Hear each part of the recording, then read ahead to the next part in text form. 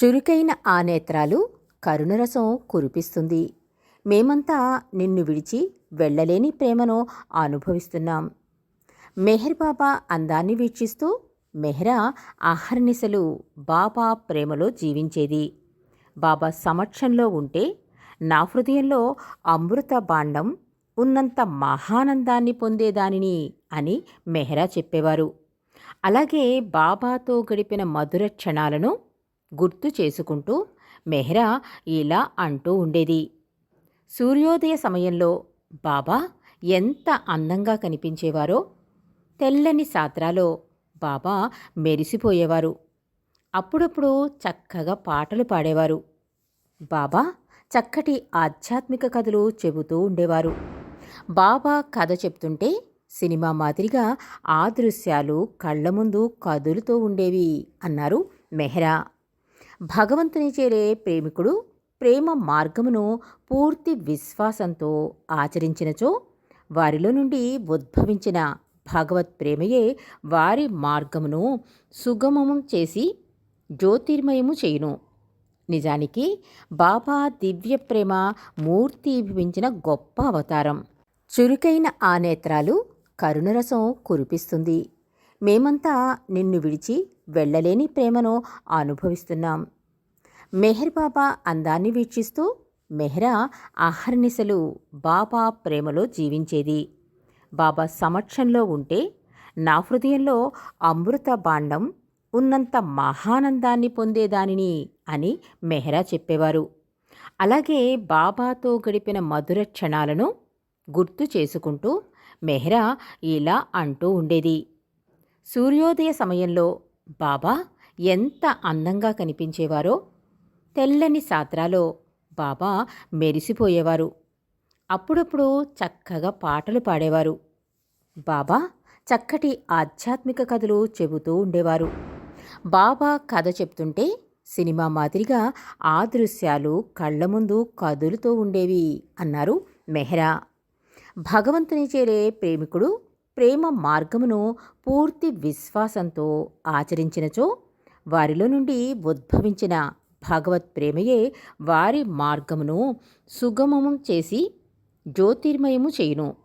నిజానికి బాబా దివ్య ప్రేమ మూర్తీభవించిన గొప్ప అవతారం. ఆయన ప్రేమ కొరకు తపించిన ప్రేమికుల హృదయాలలో ఉండి సంచలనాత్మకంగా పనిచేస్తానని బాబా చెప్పారు. నన్ను ప్రేమించడమే నీవు చేయవలసిన పని అంటారు మెహర్ బాబా. మెహర్ బాబా తనను నిశ్చింతంగా ప్రేమించడం మనకు నేర్పుతారు. మనకు తెలియకుండానే బాబాను ప్రేమించడం నేర్చుకుంటాం మనం. బాబాను ఆరాధించడం మొదలు పెడతాం. అందుకే బాబా ప్రేమ అనేది భగవంతుడు మానవుడికిచ్చే కానుక అన్నారు మెహర్ బాబా. ఆ ప్రేమమూర్తిని నిరంతరం ప్రేమించడం, బాబా రూపం, గుణగణాల్ని కీర్తిస్తూ ఆయన దివ్య లీలలను స్మరించడం ఇలా సాగిస్తుంటే మనలో క్రమంగా బాబా ప్రేమ వృద్ధి అగును. ఆ విధంగా ప్రేమ వృద్ధి చెందే కొలది హృదయం విశాలమవటమే కాక క్రమక్రమంగా మన ప్రేమమూర్తికి చేరువవుతాం అంటారు మెహ్రా. ఒకసారి ఎవరో బాబా నిన్ను ప్రేమించడం ఎలా అని అడగగా బాబా ప్రేమ యొక్క అవసరం, స్త్రీకి ప్రత్యేకంగా గల ప్రేమ గుణాన్ని గురించి కథ ఒకటి చెప్పారు. ఆ కథ ఇలా ఉంది. మీరాబాయి గురించి మీరంతా విని ఉంటారు కదా. 200 లేక 300 సంవత్సరాలకు పూర్వం నివసించిన ఒక చక్కని స్త్రీ ఆమె. ఉత్తర హిందూస్థానంలో ఉన్న ఒక ధనవంతుడైన రాకుమారుని భార్య ఆమె. అతను అటు పిమ్మట రాజు అయ్యాడు. మీరాబాయి కృష్ణ భక్తురాలు. 5000 సంవత్సరాలకు పూర్వమే శ్రీకృష్ణుడు వచ్చాడు. ఆమె కృష్ణుని ఎడల భక్తి అధికమై నిరంతరం ఆయన నామస్మరణలో జీవించేది. సామాన్య ప్రజలలో కలిసి తిరగడం రాజుకి ఇష్టముండేది కాదు. ఆవిడ భక్తి అంతకంతకు ఎక్కువై కృష్ణుణ్ణి స్తుతిస్తూ పాటలు పాడుకుంటూ పేదవారి గుడిసెలలోకి కూడా వెళ్ళేది మీరాబాయి. ఇది రాజుకు భరింపరాని అవమానంగా తలిచేవాడు. ఎందుచేతనంటే రాణులు ఆ విధంగా వీధులలో తిరగరాదు. అందువలన ఆమె యొక్క కృష్ణ భక్తి ఆమెను లెక్కలేనన్ని పరీక్షలకు గురి చేసింది. రాజు ఆవిడను ఒక గదిలో పెట్టి బంధించాడు. విషపు ఆహారం పెట్టించాడు రాజు. పువ్వులలో త్రాచుపామును పెట్టి వదిలాడు. అయినా ఆమె చలించలేదు. అవన్నీ కూడా తన ప్రీతముడైన శ్రీకృష్ణుని కానుకలుగా స్వీకరించిందామె. ఆయనే ఆమెను కాపాడాడు. ఆవిడకు ఏమీ జరగలేదు. చిట్ట చివరికి రాజు ఆమెను తరిమివేశాడు. రాజుగారు, నన్ను తరిమివేస్తే నేను వెళ్ళడానికి చోటు ఉంది.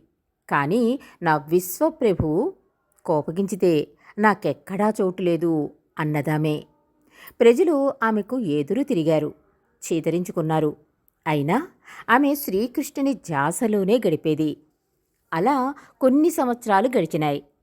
ఆమె దుస్తులు బాగా పీలికలైనా కూడా ఆమె ఎంతో తేజోవంతంగా వెలిగిపోసాగింది. చివరికి రాజుగారు పశ్చాత్తాపపడి ఆమె పాదాల మీద పడ్డారు. హిందూ దేశంలో పురుషుడు స్త్రీకి నమస్కరించడం పాపం. అలా నమస్కరించడం పాపం కింద లెక్క. అందున భార్యకు మొక్కడం అంటే క్షమించరాని నేరం.